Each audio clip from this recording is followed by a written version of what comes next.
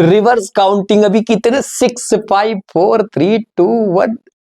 अब सीधी काउंटिंग करो। मतलब गुरुजी क्या कहना चाहते हो? बता सबसे पहले कौन आता है? 1 आता है सर। पूरी आती है मुझे गिनती। शाबाश बेटा, पूरी काउंटिंग आती है। लिखता जा 1 2 3 4। सर 1000 तक लिख दो, मुझे पूरी आती है। रुक बेटा, रुक जा बेटा, बेटा भावुक मत, रुक जा। 1000 तक मत लिख, तब तक लिख जब तक टोटल 21 ना हो जाए।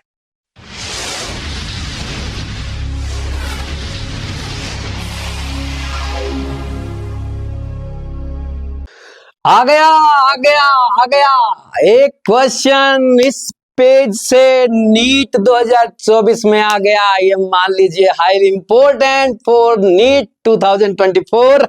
बहुत ही इंपॉर्टेंट चीज बताने वाला हूं बेटा, तैयार रहें। कैसे हैं सारे बच्चे? नमस्कार। बहुत बहुत अच्छे से तैयारी कर रहे होंगे, बहुत बढ़िया प्रिपरेशन चल रही होगी, पूरे कॉन्फिडेंस और जुनून के साथ सारे बच्चे मेहनत में लगे होंगे।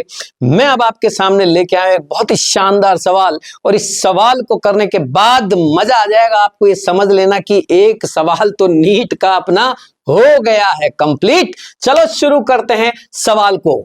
For second separation energy what would be correct? पहला सवाल है कि सेकंड सेपरेशन एनर्जी के लिए इन 4 ऑप्शंस में से कौन सी चीज करेक्ट होगी, सही होगी, सही है। अब भैया चक्कर ये पड़ रहा है कि मुझे तो ये ही पता नहीं है कि सेपरेशन एनर्जी क्या है।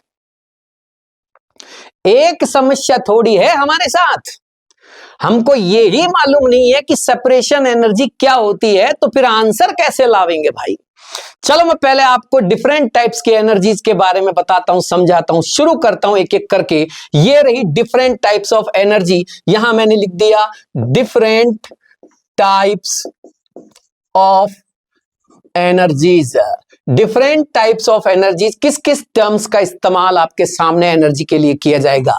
सबसे पहले मैंने कुछ शेल बनाए हैं।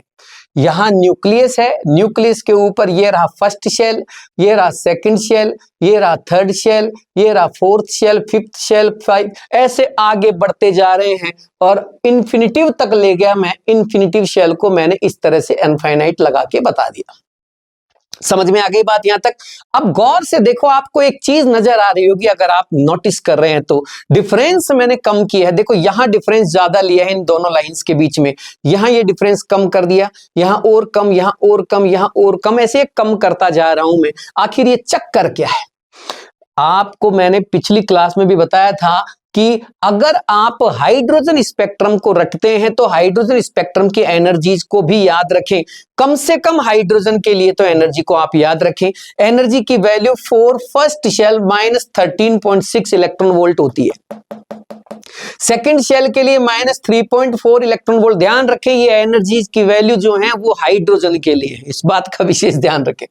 पहले शेल की -13.6, सेकंड शेल की -3.4। गौर से देखो 13.6 और 3.4 का डिफरेंस ज्यादा आएगा, इसलिए ये डिफरेंस ज्यादा है, बिकॉज ये एनर्जी लेवल्स हैं। अब एनर्जी लेवल्स को आप उनकी डिफरेंस के हिसाब से ही बनाएंगे ना। जनरली हम क्या करते हैं कि एक जैसा बना देते हैं, जबकि वो गलत है, वो सही नहीं है। डिफरेंस मेंटेन करके आपको एनर्जी लेवल्स बनाने होंगे, तभी वो सही माना जाएगा। ये सही है। देखो अब यहां डिफरेंस ज्यादा है एनर्जी का, इसलिए इन लाइंस के बीच में भी डिफरेंस ज्यादा बनाया। -3.4 और -1.51 ये थर्ड शेल की एनर्जी हो गई। फोर्थ की हो गई -0.85, फिफ्थ की हो गई -0.46 की हो गई -0.38। आपको ये 5-6 वैल्यू तो रटनी ही है। मैं पहले भी बताया हूं, अब भी बता रहा हूं। इसमें कोई फॉर्मूला नहीं लगाएंगे आप डायरेक्ट याद करो इनको। आप फॉर्मूला बना के लगा के भी आप आंसर ला सकते हैं, लेकिन मैं कह रहा हूं इनको तो रटो, आप इनको याद कर लो। E1 13.6, E2 -3.4, दोनों के बीच का डिफरेंस सबसे ज्यादा है, इसलिए यहां भी गैप ज्यादा। ये गैप धीरे धीरे कम होता जा रहा है, तो यहां भी मैंने गैप कम कर दिया है। यहां तक तो बात समझ में आ गई। पहला shell K shell, L shell, M shell, N, O, P, ऐसे ये शेल्स के नाम दिए गए हैं। पहले शेल को यानी कि जो न्यूक्लियस के जस्ट ऊपर होता है उसको ग्राउंड स्टेट कहते हैं। उससे ऊपर वाले को फर्स्ट, उससे ऊपर वाले को सेकेंड, उससे ऊपर वाले को थर्ड, फोर्थ, फिफ्थ, सिक्स्थ, ऐसे चलता जाता है। ये फर्स्ट जो बोला मैंने वो एक्साइटेड स्टेट के लिए बोला, ग्राउंड स्टेट ये हो गया, ये फर्स्ट एक्साइटेड स्टेट, ये सेकंड एक्साइटेड स्टेट, ये थर्ड एक्साइटेड स्टेट, ये फोर्थ एक्साइटेड। कई बार बच्चा गलती कर देता है, इसको फर्स्ट मान लेता है, फर्स्ट नहीं ये ग्राउंड स्टेट है, शेल फर्स्ट है, फर्स्ट शेल है, ग्राउंड लेवल का शेल है, इसको ग्राउंड स्टेट बोलते हैं। और इस वाले को आप या तो सेकंड शेल बोलिए या फर्स्ट एक्साइटेड स्टेट बोलिए। इस वाले को आप या तो थर्ड शेल बोलिए या एम शेल बोलिए या फिर सेकंड एक्साइटेड स्टेट बोलिए। समझ में आ रहा है? अब समझो आगे की रणनीति। If electron moves from first shell to infinite, ध्यान रखें पहले से अनंत पे, पहले से इनफाइनाइट पे ही जाना चाहिए, तब उसको कहा जाएगा आयोनाइजेशन एनर्जी या ionization potential. The minimum amount of energy which is required to electron escape out from first energy level to infinite energy level, यानी कि किसी भी इलेक्ट्रॉन को फर्स्ट शेल से, ग्राउंड स्टेट से, ध्यान रखें सिर्फ ग्राउंड स्टेट से ही, एक एक चीज को सुन लें, ग्राउंड स्टेट से इनफाइनाइट, और लेके भी इनफाइनाइट पे ही जाना है, ग्राउंड से इनफाइनाइट पे ले जाएंगे जब जितनी एनर्जी की रिक्वायरमेंट होगी वही इस आयोनाइजेशन एनर्जी या आयोनाइजेशन पोटेंशियल कहलाएगी। वापस सुन लो, फिर सुन लो, the minimum amount of energy which is required to carry electron from first energy level to infinitive energy level, then required energy is known as ionization energy या ionization potential. पहली चीज क्लियर हो गई।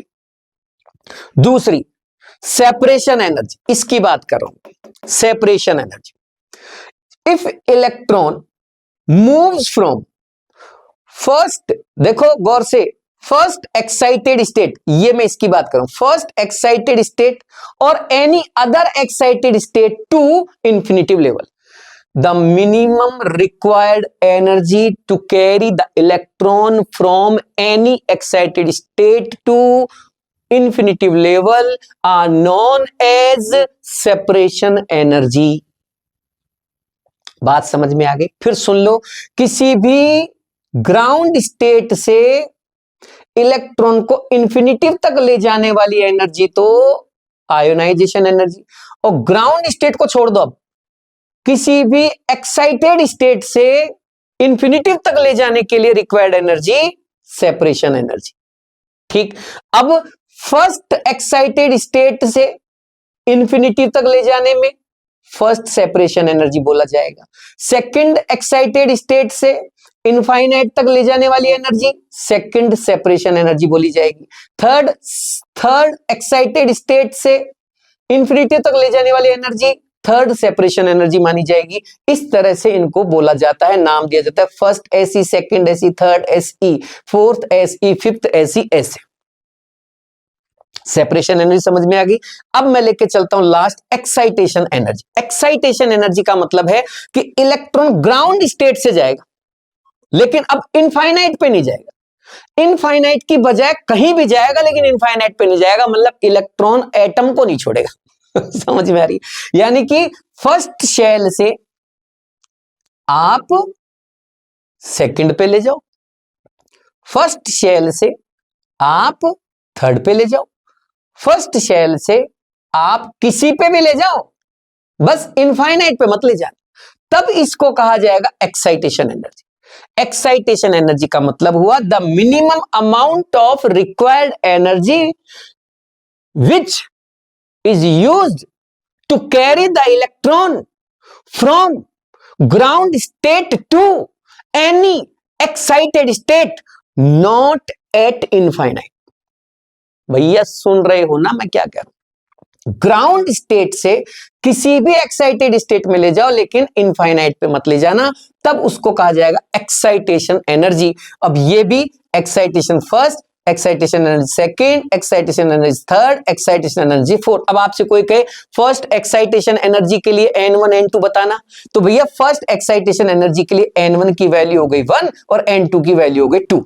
आपसे कोई कहे फोर्थ एक्साइटेशन एनर्जी के लिए N1 N2 बताना, फोर्थ के लिए N1 तो रहेगा 1 और N2 हो जाएगा ये देखो फिफ्थ हो गया एनर्जी लेवल, यानी फोर्थ एक्साइटेशन स्टेट ये वाली हो गई फोर्थ एक्साइटेशन स्टेट। यहां से यहां ले जाओ तब इसको फोर्थ एक्साइटेशन एनर्जी कहा जाएगा। मेरी बात समझ में आ रही? कोई दिक्कत है? वापस रिपीट कर देता हूं, आयोनाइजेशन एनर्जी ग्राउंड स्टेट से लेके इनफाइनाइट तक चली जानी है। सेपरेशन एनर्जी ग्राउंड को छोड़ दो, बाकी किसी भी एक्साइटेड स्टेट से लेके इनफाइनाइट तक ले जानी है। एक्साइटेशन एनर्जी ग्राउंड से लेके किसी भी एक्साइटेशन स्टेट पर ले जानी है, लेकिन इनफाइनाइट पे नहीं ले जानी। ये है एक्साइटेशन एनर्जी। That's clear. अब अपना सवाल कर लो आप। Second separation energy would be second sep oh ये रहा कहां से कहां ले जा रहे हो भैया? सेकंड सेपरेशन एनर्जी में मैं ले जा रहा हूं सर, थर्ड से ले जा रहा हूं इनफाइनाइट तक। थर्ड से ये आ गया, लो भैया आंसर आ गया। N3 से लेके इनफाइनाइट तक ले जाओ, ये हो गई आपकी कौन सी separation energy? Second separation energy. देख लो वापस, सेकंड सेपरेशन एनर्जी कौन सी होगी? जो इलेक्ट्रॉन को थर्ड शेल से लेके इनफाइनाइट तक ले जाए। थर्ड शेल, ये थर्ड शेल से लेके ये इनफाइनाइट पे ले जाएगी, वो कहलाएगी सेकंड सेपरेशन एनर्जी। ऐसा सवाल पूछा जा सकता है इसी टाइप से। अब वो कोई भी पूछे, वो एक्साइटेशन एनर्जी पूछे, वो सेपरेशन पूछे, वो आयनाइजेशन पूछे, कुछ भी पूछे। That's clear. ये मैं हटा रहा हूं।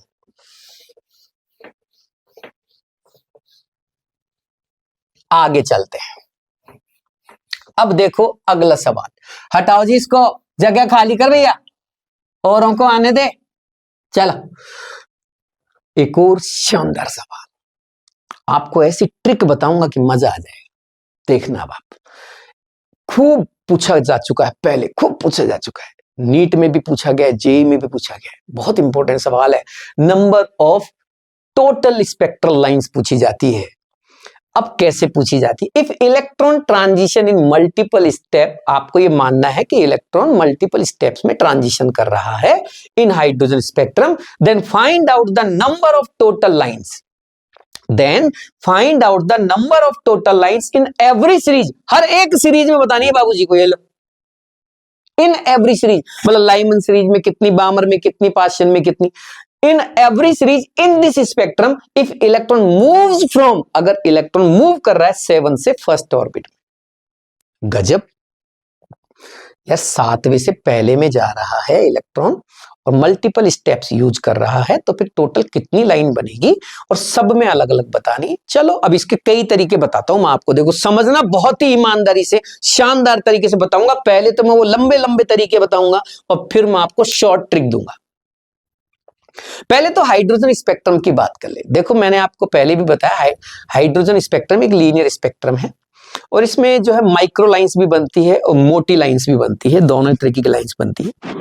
माइक्रो लाइन मतलब सब शेल्स में से भी इलेक्ट्रॉन्स का ट्रांजिशन अगर दिखाते हैं तो माइक्रो लाइंस का भी यूज होता है। तो आप इस बात को भी ध्यान रखें, इससे जुड़ी छोटी मोटी बातें थियोरेटिकल जो है और एक बार देख लेना आप। अब इलेक्ट्रॉन कहां से कहां ला रहे हैं, लेकिन उससे पहले मैं आपको पूरा हाइड्रोजन स्पेक्ट्रम एक्सप्लेन करता हूं। देखो ये मैंने फर्स्ट शेल माना, ये सेकंड, ये थर्ड, ये फोर्थ, ये फिफ्थ, ये सिक्स, ये सेवंथ और ये लास्ट में इनफाइनाइट मान लिया। ये हो गए सारे के सारे शेल। और देखो वही एनर्जी लेवल्स को अरेंज करने का तरीका, उनका डिफरेंस थोड़ा थोड़ा कम होता जाना चाहिए। ठीक है, इस तरह से आपको बनाना है। सबसे पहले मैं इसकी बात कर रहा हूं, इस लाइन को यानी इस सीरीज को सर्च करने वाला आदमी था लाइमन, इसलिए उसने अपने नाम से इसका नाम लाइमन सीरीज रख दिया। लाइमन सीरीज में क्या होता है, इलेक्ट्रॉन कहीं से भी आए लेकिन आएगा फर्स्ट शेल में, ग्राउंड शेल में। ठीक है, इलेक्ट्रॉन चाहे इनफाइनाइट से आए, चाहे 7वें से आए, चाहे 6ठे से आए, चाहे 5वें से आए, चाहे चौथे से, चाहे किसी भी शेल से आए, लेकिन आएगा यहीं। तब जाके ये माना जाएगा कि ये क्या हो गया, ये लाइमन सीरीज की लाइंस बन गई। गौर से देखिए बेटा, गौर से देखिए, ये लाइंस दिखाई है मैंने सारी की सारी। अब इन लाइंस को ढंग से समझना बहुत ही इंपॉर्टेंट और शानदार चीज है, बहुत ही इंपॉर्टेंट और शानदार, बहुत ही इंपॉर्टेंट। अब थोड़ा सा दिमाग से समझना, इसको देखिए आप, इसको देखिए, यहां आपको सारी लाइन नजर आ रही होंगी, दिख रही है ना। तो जो सबसे छोटी वाली लाइन है ना, ये सबसे छोटी वाली लाइन, ये सबसे छोटी जो लाइन है ये जस्ट ऊपर वाले से आती है, और सबसे लंबी जो लाइन है ना, सबसे लंबी लाइन वो इनफाइनाइट से आती है। वही लाइन सबसे लंबी होती है जो इनफाइनाइट से आती है। मेरी बात समझ में आ रही है क्या आपके? ये सबसे छोटी लाइन है, ये सबसे लंबी लाइन। जो सबसे लंबी लाइन है उस लाइन को लास्ट लाइन, लिमिटिंग लाइन, कुछ भी कह सकते हो आप। बहुत ही इंपॉर्टेंट और काम की चीज है, ध्यान रखें। अगर क्वेश्चन में लास्ट लाइन की एनर्जी पूछ रहा है, ये लिमिटिंग लाइन की बात कर रहा है, तो समझ जाना electron moves from infinite to ground level, इनफाइनाइट से ग्राउंड पे आएगा। और ऐसी सिचुएशन में एनर्जी मैक्सिमम होगी। देखो लंबी लाइन है ना, तो इसका एनर्जी डिफरेंस सबसे ज्यादा आएगा। आप देखो यहां से लेके यहां तक का डिफरेंस आएगा, यहां से यहां तक का, तो सबसे ज्यादा डिफरेंस इसी का आएगा, तो सबसे ज्यादा एनर्जी की वैल्यू इसी में आएगी। तो ये कह रहा है कि सबसे ज्यादा एनर्जी इसी की होने वाली है। बात समझ में आ गई? इस लिमिटिंग लाइन की एनर्जी मैक्सिमम होगी, इसकी न्यू यानी कि मैक्सिमम यानी कि फ्रीक्वेंसी मैक्सिमम होगी, न्यू बार यानी कि ये जिसको आप वेव नंबर कहते हैं वो मैक्सिमम होगी, लेकिन इसकी लैम्बडा मिनिमम होगी। अगर आपसे कोई पूछे कि मिनिमम लैम्बडा का चाहिए मुझे, बताइए मिनिमम लैम्बडा वाली लाइन कौन सी होगी, वो बता देना कि वो लाइन की लैम्बडा मिनिमम होगी जो इनफाइनाइट से ग्राउंड स्टेट पे आ रही है। समझ में आ रहा है?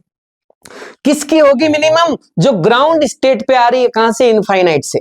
अब ये पहली लाइन देखो, सबसे छोटी लाइन, इसकी एनर्जी सबसे कम एनर्जी इसी की होगी। क्यों होगी? क्योंकि ये जस्ट ऊपर से आ रही है। इसको अल्फा लाइन भी कहते हैं, फर्स्ट लाइन भी कहते हैं, इनिशियल लाइन भी कहते हैं। आपसे कहे what is the energy of first line, what is the energy of alpha line, what is the energy of initial line, तो मतलब समझ जाना कि n1 की वैल्यू 1 होगी, n2 की वैल्यू 2 होगी। लिमिटिंग लाइन के लिए पूछे तो समझ जाना n1 की वैल्यू तो 1 ही होगी, क्योंकि ये लाइमन सीरीज की बात कर रहा है, लाइमन सीरीज की लिमिटिंग लाइन, तो n2 की वैल्यू 2, 3, 4, 5 कुछ भी हो सकती है, लेकिन लिमिटिंग लाइन के लिए n2 की वैल्यू इनफाइनाइट मानी जाएगी। हो गया? तो पहली लाइन जो सबसे छोटी है उसको अल्फा बोलते हैं, उससे दूसरी नेक्स्ट नंबर की लाइन जो है छोटी, जो जस्ट बड़ी जो होती है, उसको बीटा लाइन भी बोलते हैं। तो ऐसे कभी पूछे तो याद रखना। Same to same Balmer series, Balmer series में भी यही, आपसे कोई पूछे बामर सीरीज की लिमिटिंग लाइन, बामर सीरीज की लिमिटिंग लाइन, अब लिमिटिंग लाइन तो बामर सीरीज में तब बनेगी जब इलेक्ट्रॉन कहां से कहां तक आएगा, इनफाइनाइट से लेके यहां कूदेगा जाके, ये आ गया, यहां आ गया, ये इसकी लिमिटिंग लाइन होगी। अब आपसे कोई पूछे बामर सीरीज की लिमिटिंग लाइन बताइए, तो बामर सीरीज के लिए n1 तो हमेशा 2 रहता है, लेकिन n2 हो जाएगा इनफाइनाइट। समझ में आ रहा है? पाश्चन सीरीज के लिए लिमिटिंग लाइन, तो पाश्चन सीरीज के लिए n1 तो हमेशा 3 रहेगा और n2 हो जाएगा इनफाइनाइट। लिमिटिंग लाइन बोलते ही इनफाइनाइट से आएगी लाइन, बार बार बोल रहा हूं, समझ में आ रही है क्या? आगे इस तरह से आप देखिए, जितनी भी लाइंस ऊपर से नीचे ग्राउंड स्टेट में आएगी वो सब लाइमन सीरीज की लाइंस मानी जाएगी। जितने भी इलेक्ट्रॉन ऊपर से जंप करके सेकंड नंबर पे आएंगे, सेकंड शेल में आएंगे, बामर सीरीज बनाएंगे। जितने भी इलेक्ट्रॉन कहीं से भी कूद काद के थर्ड शेल में आएंगे, पाश्चन सीरीज बनाएंगे, फिर ब्रैकेट, फिर पी फंड, फिर हमफरी। इनकी अगर बात करें तो सबके अंदर अलग अलग रीजन बनता है। ये अल्ट्रावायलेट रीजन में आती हैं, ये वाली जो है वो विजिबल रेंज में आती है, ये विजिबल यानी दिखाई देती है, कलर्स होते हैं इनमें। ये पाश्चन सीरीज में इंफ्रारेड होती है, ब्रैकेट सीरीज इंफ्रारेड रीजन में आती है, P fund series infrared reason में आती है, हमफरी सीरीज फार इंफ्रारेड रीजन में आती है। ये इनके फील्ड्स हैं। इनकी फ्रीक्वेंसी की अगर बात करें तो गौर से देखिए, फ्रीक्वेंसी ऑर्डर सबसे कम फ्रीक्वेंसी रेडियो वेव्स की होती है, माइक्रोवेव उससे ज्यादा, इंफ्रारेड उससे ज्यादा, विजिबल उससे ज्यादा, और सबसे ज्यादा देखो यूवी उससे ज्यादा, एक्सरेज उससे ज्यादा, गामा रेज उससे ज्यादा, सबसे ज्यादा कॉस्मिक रेज की होती है फ्रीक्वेंसी। कोई पूछ ले जी कभी, देखो जमाना खराब चल रहा है बाय गॉड, कुछ भी पूछ लेते हैं, मैं रिस्क नहीं लेना चाहता, मैं वो सब चीज बताऊंगा जो आ सकती है, मैं रिस्क नहीं लेना चाहता बाय गॉड, समझ गए? मैं चाहता हूं कि एग्जाम खत्म होने के बाद एक बार आप ये जरूर कह दें, मजा आ गया साहब, क्वेश्चन मिल गए, मजा आ गया, सर ने जो पढ़ाया क्वेश्चन आ गए साहब, यूं क्यों मिल गए, मैं ये चाहता हूं। समझ में आ रही है ना? अब आगे ये जरूर हो सकता है कि सिलेक्शन ना हो किसी का, हालांकि मैं नहीं चाहता कि किसी का सिलेक्शन ना हो, मैं तो सबका सिलेक्शन, लेकिन मान लो किसी का सिलेक्शन ना हो, लेकिन वो ये जरूर कहे कि मेरा सिलेक्शन नहीं हुआ, वो मेरी गलती थी, सर ने तो पूरा बताया था, सर ने जो बताया तो वो आया, मेरी किस्मत खराब थी, मैंने देखे नहीं, मजाक समझ ली सर की बात को। मजाक मत समझना बेटा, पढ़ना इनको आप, ठीक है, अब आगे आइए, विजिबल रेंज में भी आप देखो, विबज्योर आप लिखते हो तो रेड जो कलर होता है उसकी सबसे कम होती है फ्रीक्वेंसी और वी वायलेट की सबसे ज्यादा होती है फ्रीक्वेंसी। It's okay. अब आइए इधर, तो ये चीज बताई मैंने, सबसे ज्यादा एनर्जी लास्ट लाइन की होती है, सबसे कम एनर्जी फर्स्ट लाइन की होती है, सबसे ज्यादा फ्रीक्वेंसी लास्ट लाइन की होती है, सबसे कम फ्रीक्वेंसी फर्स्ट लाइन की होती है, सबसे ज्यादा वेव नंबर लास्ट लाइन का होता है, सबसे कम वेव नंबर फर्स्ट लाइन का होता है, सबसे कम लैम्बडा वेवलेंथ लास्ट लाइन की होती है, सबसे ज्यादा लैम्बडा यानी वेवलेंथ फर्स्ट लाइन की होती है। It's okay. लाइमन सीरीज का नाम सवाल में देखते ही फिक्स कर लो, n1 की वैल्यू 1 ही लेनी है। बामर सीरीज का नाम देखते ही समझ जाना n1 2 होगा। लाइमन के बाद बामर, बामर के बाद पाश्चन सीरीज का सवाल में अगर नाम दे रखा है तो समझ जाना n1 3 होगा। n1 always be fixed for all series, n2 is variable, वो बदलते हैं। N2 कैसे बदलते हैं, जहां से वो पूछ रहा है किस सेल से वो आ रहा है इलेक्ट्रॉन, जिस लाइन की वो बात कर रहा है उसके हिसाब से N2 वेरिएबल करेगा। ठीक है, यहां तक क्लियर हो गई। ये हो गई आपकी सारी की सारी हाइड्रोजन स्पेक्ट्रम की बात। और अब मैं करता हूं सवाल। सवाल का पहला तरीका, टोटल लाइन अगर पूछे तो delta n into delta n plus 1 upon 2 number of total lines in spectrum. अगर टोटल लाइन पूछता है तो आप डायरेक्ट इससे करो। मैं और भी इजी तरीका बताऊंगा, अभी देखो तो सही, अरे देखो तो सही अभी क्या क्या होता है। What is delta n? Delta n का मतलब क्या है? डेल्टा एन का मतलब है वो डिफरेंस जहां से इलेक्ट्रॉन जहां जा रहा है, 7th से फर्स्ट में जा रहा है तो 7 और 1 का डिफरेंस डेल्टा एन माना जाएगा, यानी कि 6 इज द डेल्टा एन। 6, 7 और 1, अरे 7 में से 1 माइनस करोगे तो 6 आएगा ना। 6 इंटू 6 प्लस 1, 6 प्लस 1 अपॉन 2, ये हो गया 42 अपॉन 2। ओ माई गॉड, 21 लाइन्स। लेकिन इस फॉर्मूला का इस्तेमाल करके आप टोटल लाइन तो दिखा सकते हैं, हर सीरीज में कितनी कितनी लाइन बनी है वो नहीं बता सकते। आप कंप्लीट लाइन तो बता दी कि पूरे स्पेक्ट्रम में इतनी लाइन बनेगी, लेकिन आप ये नहीं बता पा रहे कि लाइमन में कितनी, बामर में कितनी, पाश्चन में कितनी, ब्रैकेट में कितनी, ये आप नहीं बता सकते। इस सवाल का तभी, यानी इस फॉर्मूले का तभी आप इस्तेमाल करना जब केवल टोटल लाइंस मांग रहा हो। और मैं तो कह रहा हूं तब भी मत करना, मैं भी ट्रिक बता रहा हूं आपको, वो भी मत करना, आपको दूसरी ट्रिक बताऊंगा। अरे यूं होगा, चुटकियों में होगा खेल, कह दिया ना, चुटकियों में सवाल करोगे आप, ऐसी ट्रिक दूंगा आपको, टेंशन ना लो। टोटल लाइन फॉर्मूला ये रहा। फिर भी फॉर्मूला इसलिए बताया जा रहा है कि कई बार मान लीजिए टोटल लाइन दे रखी हो और एन पूछ रहा हो तो क्या करेंगे, मैं ट्रिक उसकी भी बताऊंगा। तब क्या करेंगे, आपसे पूछे कि भैया मुझे टोटल स्पेक्ट्रम में 21 लाइंस मिली है और बताओ इलेक्ट्रॉन nth शेल से फर्स्ट शेल में आ रहा है, बताओ n की वैल्यू क्या है, मतलब कौन से शेल से आए फर्स्ट में कि 21 लाइन 21 लाइंस मुझे स्पेक्ट्रम में मिल जाए, ऐसे भी पूछ लेता है। तो ऐसे भी आप इसको कर सकते हो, एन की वैल्यू निकाल लेना। ठीक है, मैं बताऊंगा अभी ट्रिक, आप देखते रहो। ये तो हो गया, बात खत्म। दूसरा तरीका कि भाई, एक तरीका तो ये कि अपन फॉर्मूला यूज करें और अपना आंसर लाएं, ठीक है, और एन की वैल्यू पूछे तो टोटल लाइन यहां रखें, एन की वैल्यू निकाल ले। एक तरीका तो ये है। दूसरा तरीका क्या है? दूसरा तरीका यह है कि पूरी डिजाइन बना ले। बाबूजी पूरी की पूरी डिजाइन बना ले। ऐसे कितने शेल है सर? 7वें शेल से पहले शेल में आ रहा है, टोटल लाइन पूछ रहा है, तो पूरी डिजाइन बना ले। 1 2 3 4 5 6 7 शेल बना ले और ऊपर से लाइंस को गिराते चले, सारी की सारी लाइंस नीचे की डालते जाएं और सारी सीरीज तैयार कर ले। ये सीरीज हो गई, ये सीरीज हो गई, ये हो गई, ये होगी, और सारी सीरीज की लाइंस को गिने 1 2 3 4 5 6 7 8 9 10 11 12 13 14 15 16 17 18 19 20 21। ये इनफाइनाइट को छोड़ देना, इनको नहीं गिनेंगे, 7 से तो फर्स्ट पे आ रहा है ना, और सारी गिल्ली मैंने 21। भैया इतना लंबा करोगे ना तो झाग आ जाएंगे, इतना टाइम नहीं होता वहां नीट के पेपर। कि साहब पूरे के पूरे को डिजाइन करने में लगे और डिजाइन करके बता रहे हैं सर 21। एक ही सवाल थोड़ी आएगा, या केमिस्ट्री का पेपर आएगा क्या? बॉटनी, जूलॉजी, फिजिक्स उनको कौन करेगा? भूत करेगा कोई? तो फिर तो यह भी सही नहीं है तरीका। शॉर्ट ट्रिक सुनो, अब चालू होता है मेरा गेम। MTR, मुझे तो रट लो। अब जो मैं बता रहा हूं उसे रट लेना। MTR बता रहा हूं, मुझे तो रट लो। BTR बता रहा हूं, बुरी तरह रट लो। कह दिया मैंने आपसे, अब याद कर लेना जो मैं बता रहा हूं। अब सुनना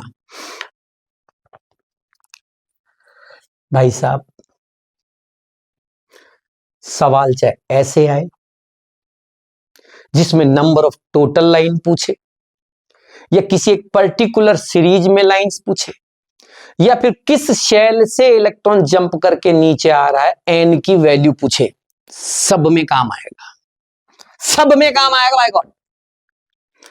आपको बस रिवर्स काउंटिंग आनी चाहिए। तुम्हें गिनती तो आती है ना बेटा, काउंटिंग आती है, उल्टी गिनती सीधी गिनती आती है, बस तो हो जाएगा काम।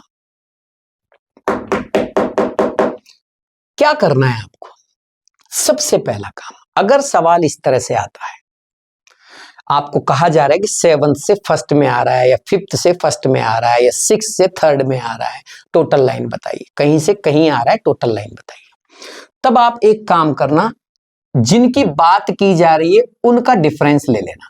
7 से पहले में आ रहा है ना, तो डिफरेंस क्या आएगा? 6। 5 से पहले में आता तो डिफरेंस 4 आता, 4 से पहले में आता तो डिफरेंस 3 आता, 7 से सेकंड में आता तो डिफरेंस 5 आता। जो भी डिफरेंस आए उस डिफरेंस को लिखना। यहां 7 से फर्स्ट में आ रहा है ना भाई साहब, ये हो गया डिफरेंस 6, ठीक है। और अब रिवर्स काउंटिंग चालू कर देना। रिवर्स काउंटिंग आती है ना, उल्टी गिनती शुरू करो। 6 5, बाबूजी देखो, 6 5 4 3 2 1, खत्म। क्या खत्म? अरे सवाल खत्म, सवाल खत्म। सर सवाल तो ये पूछ रहे टोटल लाइन बताओ, हर सीरीज में अलग अलग लाइन बताओ। अरे तो हो गया बेटा, सवाल खत्म हो गया, गिन ले। क्या किया आपने? मैंने कुछ नहीं किया बाबू, 7 और 1 का डिफरेंस लिया, 6 आया, 6 से रिवर्स काउंटिंग कर दी, रिवर्स काउंटिंग करने के बाद मैंने जोड़ा, जोड़ने के बाद मुझे मिला 6 5 4 3 2 1, 21 लाइंस टोटल आंसर आ गया। तो फिर ये बनाना नहीं है, और वो जो पीछे फॉर्मूला बताया था वो भाड़ में जाने दे, उनको कोई जरूरत नहीं है उनकी। ऐसे कर लेना, 6 5 4 3 2, ये तो मुझे आती है गिनती, तो मैं लिख सकता हूं सर, मुझे पूरी 100 तक काउंटिंग आती है सर, मेरे को कोई टेंशन नहीं। तो बेटा हो जाएगा फिर तेरा काम, फिर तेरे को दिक्कत नहीं आएगी इस सवाल। लेकिन सर वो एवरी सीरीज वाला सवाल कैसे होगा? अब एवरी सीरीज का बताता हूं। सबसे ज्यादा लाइन जो आ रही है, सबसे ज्यादा नंबर इनमें से कौन सा दिख रहा है आपको? 6 ही तो सबसे ज्यादा है ना। सबसे ज्यादा जो लाइन दिख रही है, जो नंबर दिख रहा है, वो उस सीरीज का होगा जिसमें इलेक्ट्रॉन कूद रहा है। मतलब क्या है गुरुजी आपका? अरे भैया 7th से फर्स्ट में आ रहे हो ना आप, आ रहे हो ना, तो 7th से फर्स्ट में किस में आ रहे हो आप? फर्स्ट में। तो फर्स्ट सीरीज में जो लाइन बनती है वो तो ये है। अच्छा, लाइमन में सबसे ज्यादा माननी है, हाँ। फिर नीचे वाली ये बामर, फिर ये पाशन, फिर ये ब्रैकेट, ये पीफन, फिर ये हमफरी। बाबू कैसो लग रहा है? सबकी लाइन आ गई। अब लाइमन में 6 मिलेगी, बामर में 5 मिलेगी, पाशन में 4 मिलेगी, ब्रैकेट में 3 मिलेगी, पीफन में 2 मिलेगी, हमफरी में 1 मिलेगी। और बोल क्या चाहिए तेरे को? बता क्या चाहिए तेरे को? अरे ये तो आनंद आ गया बाई गॉड, हमारा तो सवाल ही हो गया। वो ऐसे भी पूछ लेता है बताओ विजिबल लाइंस कितनी मिलेगी, ये विजिबल की हो गई। अल्ट्रावायलेट रीजियन में कितनी मिलेगी? ये अल्ट्रावायलेट रीजियन की होगी, बताया था ना मैंने अब। नंबर ऑफ टोटल लाइन भी बता सकते हो, और हर सीरीज में कितनी कितनी लाइन मिलेगी आप वो भी बता सकते हो, बिना किसी फॉर्मूला, बिना किसी डायग्राम के। आ जाओ इधर। अब बात आती है कि सर एक बात और बताइए, मान लो वो सवाल ऐसे कहता, कैसे कहता? वो ऐसे कहता कि मान लो नंबर ऑफ टोटल लाइंस 21 है, समझ में आ रहा है, और इलेक्ट्रॉन nth से फर्स्ट में आ रहा है, nth से फर्स्ट में आ रहा है, तो बताओ nth की वैल्यू क्या होगी? मतलब वो किस शेल से आ रहा है? बड़े चालाक हो बेटा, बड़े चालाक हो बेटा, एक एक चीज खोद खोद के निकाल रहे हो।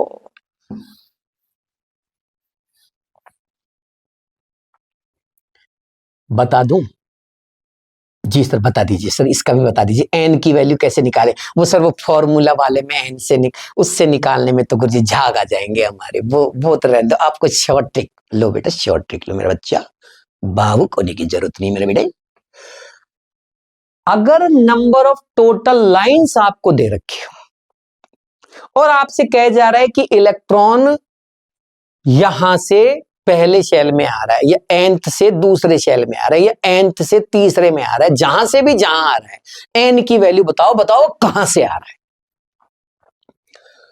तो फिर एक काम करना बेटा, अभी मैंने तुमको उल्टी गिनती सिखाई थी, अब मैं तुमको सीधी गिनती सिखाता हूं, रिवर्स काउंटिंग अभी कितने 6 5 4 3 2 1। अब सीधी काउंटिंग करो, मतलब गुरुजी क्या कहना चाहते हो? बता सबसे पहले कौन आता है? 1 आता है सर, पूरी आती है मुझे गिनती। शाबाश बेटा, पूरी काउंटिंग आती है, लिखता जा 1 2 3 4। सर 1000 तक लिख दो, मुझे पूरी आती है। रुक बेटा, रुक जा बेटा, बेटा भावुक मत, रुक जा, 1000 तक मत लिख, तब तक लिख जब तक टोटल 21 ना हो जाए। 1 2 3 4 5 6 हो गया 21,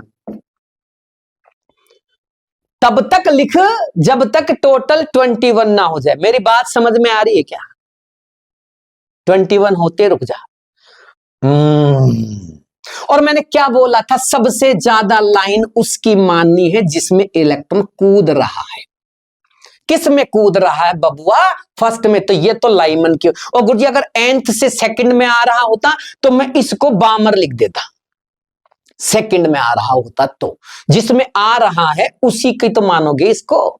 सबसे ज्यादा लाइन, अरे सबसे ज्यादा लाइन सबसे नीचे वाले में ही तो मिलती है बाबूलाल जी, ये सबसे ज्यादा 6 में यही तो मिलेगी आपको। देखो ना 6 लाइन आपको यही तो मिलेगी लाइमन में।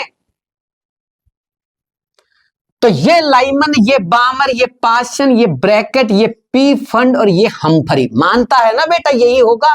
जी गुरुजी, जी सर। अब एक बात बता, दिमाग लगाना भैया, अब इसकी जरूरत पड़ेगी। ऊपर का माला खाली है कि भरा है? सर थोड़ा थोड़ा भरा है। ले बेटा, हो जाएगा फिर तो, थोड़े से तो काम बन जाएगा अपना। हमफरी में एक लाइन, जरा सोच के बताना बाबूलाल, हमफरी में एक लाइन कब मिलेगी? जब इलेक्ट्रॉन जस्ट ऊपर से आएगा। बात समझ में आ रही है ना? जब इलेक्ट्रॉन जस्ट ऊपर से आएगा हमफरी में, ये हमफरी, इसमें एक लाइन कब मिलेगी? हैं, हमफरी यानी 6th शेल में एक लाइन तब मिलेगी जब इलेक्ट्रॉन 7वें से आए। भैया सुन ले, चल इसको मत देख, इसको देख ले। लाइमन में 6 लाइन कब मिलेगी तेरे को ये बता। लाइमन में 6 लाइन कब मिलेगी? जब छठे से इलेक्ट्रॉन कूदेगा तब मिलेगी, 7वें से इलेक्ट्रॉन कूदना शुरू करेगा तब मिलेगी? 7वें से कूदेगा तब मिलेगी। अरे जब लाइमन में 6 लाइन मिल रही है तो इसका मतलब इलेक्ट्रॉन 7वें से आ रहा है ना। अगर हमफरी में एक लाइन मिल रही है, हमफरी 6th शेल में बनता है, तो इसका मतलब इलेक्ट्रॉन 7वें शेल से कूदा है ना, तभी तो हमफरी में एक लाइन मिली है। अगर इलेक्ट्रॉन 8वें से आ रहा होता तो हमफरी में 2 लाइन मिल जाती। अगर इलेक्ट्रॉन 9वें शेल से आ रहा होता तो हमफरी में 3 लाइन मिल जाती ना। तो हमफरी में एक लाइन मिल रही है, इसका मतलब इलेक्ट्रॉन कौन से शेल से कूद रहा है? 7th से। n की वैल्यू आ गई 7, तेरा आंसर आ गया। ले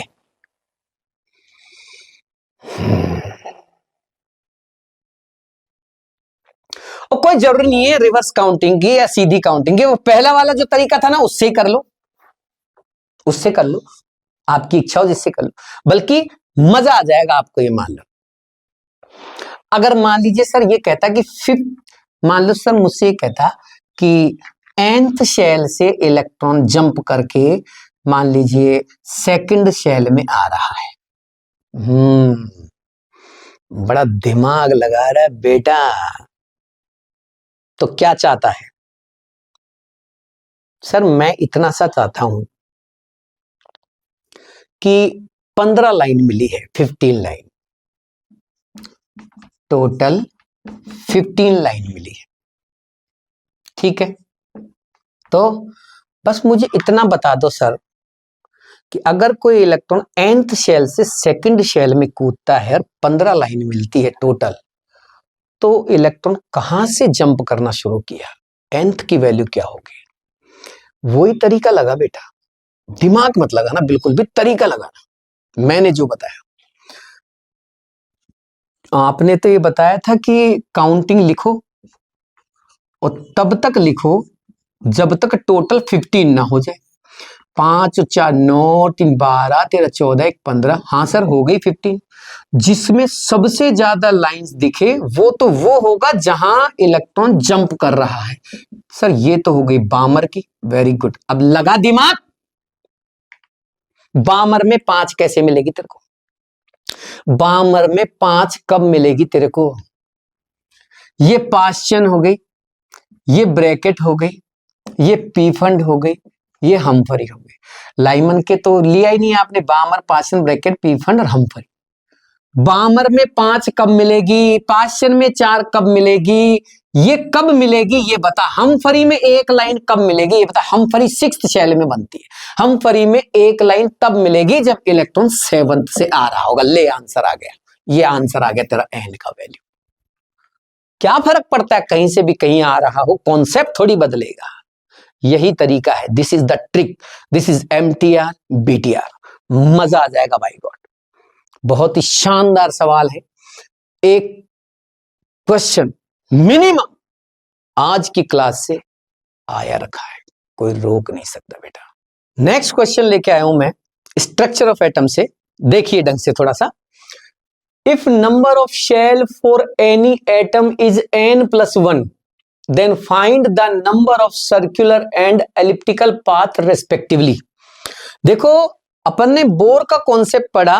देखो ये जितने भी एटम्स के लिए रिलेटेड जितने भी मॉडल्स आए हैं, बोर का, रदरफोर्ड का, सोमरफील्ड का, ये आपको पढ़ने हैं ना। इनकी थ्योरी एक बार देख लेना, थ्योरी में ज्यादा टाइम नहीं लगता, फटाफट से देख के और आगे बढ़ जाना। सोमरफील्ड का मॉडल जो है वो भी आया। एक्चुअली बोर ने तो कहा कि मेरी सारी जो कॉन्सेप्ट है, मेरे सारे जो फॉर्मूला हैं, रिलेशंस हैं, मैं जो भी कह रहा हूं वो सब मोनो इलेक्ट्रॉनिक स्पीशीज के लिए कह रहा हूं। तो मोनो इलेक्ट्रॉनिक स्पीशीज के लिए उसने सारी बातें कही। और जब भी किसी स्पीशीज में केवल एक ही इलेक्ट्रॉन रहेगा तो इलेक्ट्रॉन सर्कुलर पाथ में ही घूमेगा। जबकि ये कह रहा है कि मल्टी इलेक्ट्रॉनिक अगर स्पीशीज है, ज्यादा इलेक्ट्रॉन है, तो पहला पाथ जो होता है वो सर्कुलर होता है, उसके बाद के सारे पाथ जो है वो एलिप्टिकल होते हैं। न्यूक्लियस के चारों तरफ का पहला पाथ केवल सर्कुलर होगा और उसके बाद सारे एलिप्टिकल होंगे। और जैसे जैसे आप न्यूक्लियस से दूर होते जाएंगे वो एलिप्टिकल नेचर उनकी बढ़ती चली जाएगी, वो और एलिप्टिकल और एलिप्टिकल और एलिप्टिकल होता चला जाएगा। तो अगर मान लीजिए टोटल शेल n+1 है, तो मैंने कहा ना एक ही शेल, पहला ही शेल केवल जो है सर्कुलर होता है, उसके बाद सारे के सारे एलिप्टिकल होते हैं। अगर टोटल n+1 है तो एक तो हो गया सर्कुलर और बचे हुए सारे n शेल जो होंगे वो सब के सब एलिप्टिकल पाथ माने जाएंगे। दैट्स क्लियर, ये हो गई बात खत्म। ये अब देखो इसको अच्छे से पढ़ लेना एक बार, क्योंकि इसने एंगुलर मोमेंटम के बारे में बताया था। क्योंकि वहां जो एंगुलर मोमेंटम था, बोर के कॉन्सेप्ट, बोर ने जो अपनी पोस्टुलेट दी थी उनके अकॉर्डिंग 3-4 पोस्टुलेट थी, उनको अच्छे से पढ़ लेना। उनमें जो जो बातें बताई वो सारी, अब देखो थ्योरी में आपको नहीं बताने वाला, आपको पता है ना मैंने थ्योरी के लिए नहीं क्लास लगाई है, वो तो सब आपको पढ़ लिए, सब साल भर पढ़ा है, उसको दोबारा लाके मैं ले भी आऊंगा तो भी आप नहीं पढ़ोगे, कोई जरूरत ही नहीं उन चीजों की, क्योंकि वो सब तो आप पढ़ रखा है। अब तो वो चाहिए जो जरूरी है, जिन जिन पे आप ज्यादा फोकस करना है, इसलिए मैं उनके बारे में ज्यादा बात नहीं कर रहा। ऐसे सोमरफील्ड ने भी एंगुलर मोमेंटम के बारे में बताया, देख लेना आप एक बार उसको। अब आ जाइए 2 माइक्रो पार्टिकल्स। अब समझना अगला सवाल क्या कह रहा है। 2 micro particles which have same charge and mass, जिनके चार्ज और मास सेम है। दो पार्टिकल्स हैं, चार्ज और मास दोनों का हमने सेम मान लिया, ठीक है। Moves with 200 volt and 50 volt.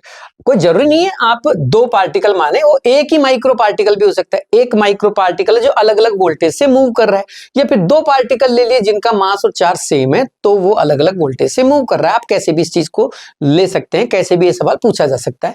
ये कह रहा है कि उनकी लैम्बडा का जो रेशियो है वो बताइए, मतलब कितनी लैम्बडा वो जो है बना पाएंगे, कितनी वेवलेंथ की वेव बनाएंगे, वो लैम्बडा जो है उनका रेशियो चाहिए इसको।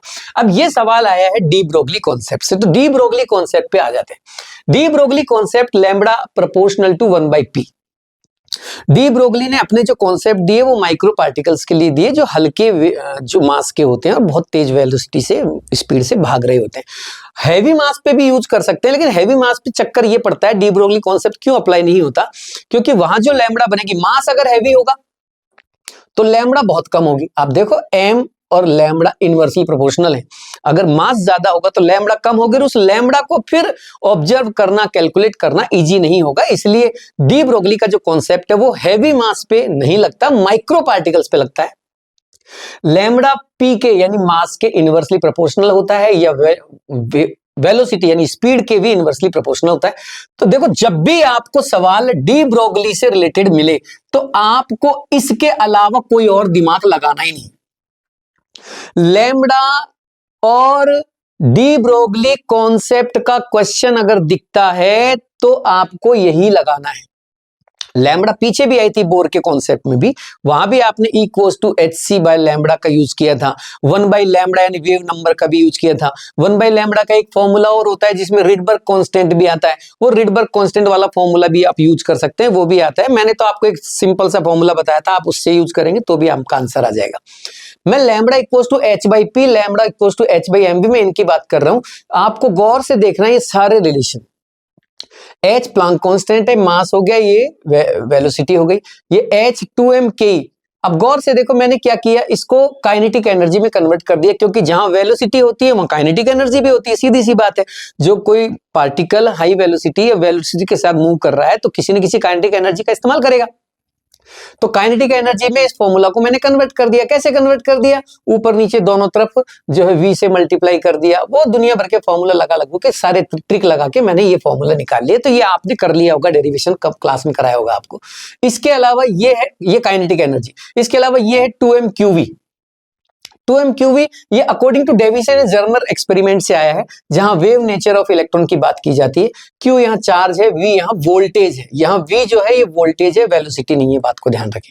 ये वाला v जो है वेलोसिटी है। एक और है जिसको भी आप ले सकते हो, क्योंकि काइनेटिक एनर्जी जो है वो qv भी होती है। एक q चार्ज वाला पार्टिकल v वोल्टेज से अगर भाग रहा है, v वोल्टेज अप्लाई कर दिया जाए उस पर, तो उसकी जो काइनेटिक एनर्जी है वो q भी हो सकती है। क्योंकि कोई जरूरी थोड़ी माइक्रो पार्टिकल्स हमेशा डिस्चार्ज ही होगा, अनचार्ज, वो चार्ज पार्टिकल्स भी हो सकता है। वो वेलोसिटी की बजाय वोल्टेज का भी इस्तेमाल कर सकता है। तो आप काइनेटिक एनर्जी जो आपने यहां लिखी उसको इस टर्म में भी लिख सकते हैं, और काइनेटिक एनर्जी को आप इस टर्म में भी लिख सकते हैं। दिस इज द केटी। केटी जो है, ये जो फॉर्मूला आया है ये आया है according to Boltzmann constant for gaseous particle. Gaseous particles भी तो हल्के हो सकते हैं ना, वो भी तो तेज स्पीड से मूव कर सकते हैं। उनके लिए काइनेटिक एनर्जी का फॉर्मूला होता है 3/2 केटी। तो मैंने क्या है, इस क्यूवी की जगह 3/2 केटी रख दिया यहाँ पे, और ये फॉर्मूला बन गया। तो कुल मिला के ये फॉर्मूला आपको लर्न करने, कहने का मतलब ये कि एक भी सवाल डी ब्रोगली वेवलेंथ से अगर आता है तो डी ब्रोगली का नाम लेते ही आपके दिमाग में ये कॉन्सेप्ट आ जाना चाहिए। इनमें से किसी न किसी तरीके से वो सवाल हो जाएगा। और अगर सवाल नहीं हुआ आपसे, सवाल में नहीं और न कॉन्सेप्ट में कमी है, कमी आप में है। आप उसको ढंग से नहीं कर पाए, आप उसकी कैलकुलेशन नहीं कर पाए, फॉर्मूला सही पुट नहीं कर पाए, नहीं तो कोई सवाल इनके अलावा होगा ही नहीं। इसी तरीके से सवाल होगा। अब जैसे कि ये सवाल कह रहा है कि 2 माइक्रो पार्टिकल हैं और 250 वोल्टेज अप्लाई किया है, तो क्या होगा लैम्बडा। तो देखो मैंने पहले भी बताया है, जब भी दो कंडीशंस का कंपैरिजन कराया जाता है, दो चीजों का कंपैरिजन जब भी होता है, तो आप उनके फॉर्मूला को अटापटा कर दीजिए। तो मैंने लैम्बडा 1 बाय लैम्बडा 2 कर दिया। देखो यहाँ पे ये फॉर्मूला लिखे, लैम्बडा 1 बाय लैम्बडा 2 किया तो P2 बाय P1 हो गया, M2V2 बाय M1 V1 हो गया, ये वेलोसिटी है। Under root K2 by K1 हो गया अगर M कांस्टेंट है तो, और अगर चार्ज और मास कांस्टेंट है तो रूट V2 बाई V1 हो गया, वोल्टेज है। Under root T2 by T1 हो गया, ये आ गया देखो T, ये वाला T है, KT वाला T। अब ध्यान रखें आपको यहाँ वोल्टेज दे रखा है, तो मैं ये वाला फॉर्मूला लाऊंगा, lambda 1 by lambda 2 equals to under root V2 by V1। V2 by V1 करोगे तो ये हो गया 50 ऊपर और नीचे हो गया 200, ये काट डाला मैंने तो ये हो गया 1/4, और जब 1/4 को काटोगे आप बाहर निकालोगे तो आ जाएगा 1:2 का रेशियो। समझ में आ रही? मैं समझता हूं बेटा आपका टाइम बहुत कीमती है, बहुत ज्यादा टाइम खर्च नहीं कर सकता मैं थ्योरी व्योरी में, बच्चा खुद ही परेशान हो जाएगा। आप भी जानते हैं ये सारी थ्योरी तो आप पढ़ लिए हैं पूरे। अब अगर उन थ्योरीज को मैं वापस लाऊं तो आप ही कहोगे सर इनको क्यों बता रहे हो, तो हमने पढ़ रखी है, इनको छोड़ो। इसलिए मैं सिर्फ क्वेश्चन बता रहा हूं जो जो इंपॉर्टेंट है इस बार के लिए, हाईली इंपॉर्टेंट चीजें हैं ये, इसलिए पूरा फोकस करें। बहुत सालों से इन तरीके की चीजें पूछी जा रही हैं, इस बार मुझे लग रहा है कि ये आएगा, वापस आएगा। तो पूरे एक्सपेरिमेंट और पूरे एनालिसिस के साथ, पूरी एक्सपीरियंस के साथ, सारा कुछ करके मैं ये क्वेश्चंस आपके लिए चुन चुन के लाया हूं बेटा। समझना की कोशिश करना, इनको याद करना, इनको समझना, इस टाइप के और 2-3 सवालों की प्रैक्टिस करते रहना। अगला सवाल है which of the following is correct relation. अब देखो आपने एक हाइजेनबर्ग अनसर्टेनिटी प्रिंसिपल पढ़ा हो, उसमें साफ साफ बोला है कि जब कोई पार्टिकल, हल्का पार्टिकल हाई वेलोसिटी से मूव करता है तो एक पर्टिकुलर टाइम, एक पर्टिकुलर पोजीशन पे आप उसकी दो चीजें जो है पूरी तरह से एक्यूरेसी से नहीं निकाल सकते, उनमें अनसर्टेनिटी आ ही जाती है। पोजीशन में भी अनसर्टेनिटी आ जाती है और उसके मोमेंटम में भी, यानी कि P में भी अनसर्टेनिटी आ जाती है। इन अनसर्टेनिटीज का यूज करके उसने एक रिलेशन तैयार किया और वो रिलेशन था delta x delta P is greater than और इक्वल टू H/4π। जब न्यूमेरिकल करें तो आप इस रिलेशन को इक्वल का साइन लगा के लिख लें और ये इसका सही रिलेशन हो गया, बाकी सारे रिलेशन गलत है। तो बहुत अच्छे से दिमाग से आपको याद करना है। हाइजेनबर्ग अनसर्टेनिटी प्रिंसिपल से भी कई सवाल बनते हैं छोटे छोटे, उनको करना। अब जैसे एक सवाल मैंने बताया, एक और सवाल दे रहा हूं, ये कह रहा है कि डेल्टा P और डेल्टा X अगर दोनों सेम मान ले, यानी uncertainty in momentum and uncertainty in position same कर दी जाए, तो बताइए अनसर्टेनिटी इन वेलोसिटी कितनी होगी। तो जैसा कि हमने फॉर्मूला बताया, delta X into delta P equals to H/4π। देखो मैंने H/4π इक्वल में लिख दिया क्योंकि न्यूमेरिकल कर रहे हैं। तो डेल्टा X और डेल्टा P दोनों को सेम मान रहा है, तो मैं दोनों को डेल्टा P लिख देता हूं, सेम ही तो है ये। तो H/4π आ गया। डेल्टा P का मतलब डेल्टा P स्क्वायर हो गया, डेल्टा P स्क्वायर का मतलब डेल्टा mv स्क्वायर हो गया। देखो डेल्टा mv स्क्वायर, आप इसको ऐसे भी लिख सकते हो, delta mv square equals to H/4π। यहां तक कोई दिक्कत है? अब मुझे डेल्टा V चाहिए। अब डेल्टा V कैसे चाहिए? डेल्टा V ऐसे चाहिए कि भाई ये V स्क्वायर हो गया, M स्क्वायर हो गया, तो मैं V स्क्वायर को तो यहां छोड़ देता हूं और M स्क्वायर को इधर भेज देता हूं, तो ये हो गया डेल्टा V स्क्वायर और इधर आ गया H/4π M स्क्वायर। भैया ये जो M स्क्वायर है इसको मैं उधर ले गया क्योंकि मुझसे वो डेल्टा V पूछ रहा है। अब मैं V निकालना चाहता हूं तो स्क्वायर हटा दो, स्क्वायर हटाओगे तो ये अंडर रूट में आ जाएगा और आपका आंसर बन जाएगा पहला H/4π M स्क्वायर। जल्दी जल्दी से रिवीजन करो, जल्दी जल्दी से, क्योंकि हमें बहुत सारी चीजें करनी है, क्योंकि हमें केवल केमिस्ट्री नहीं पढ़नी, हमें फिजिक्स भी पढ़नी है, हमें बॉटनी भी पढ़नी है, हमें जूलॉजी भी पढ़नी है।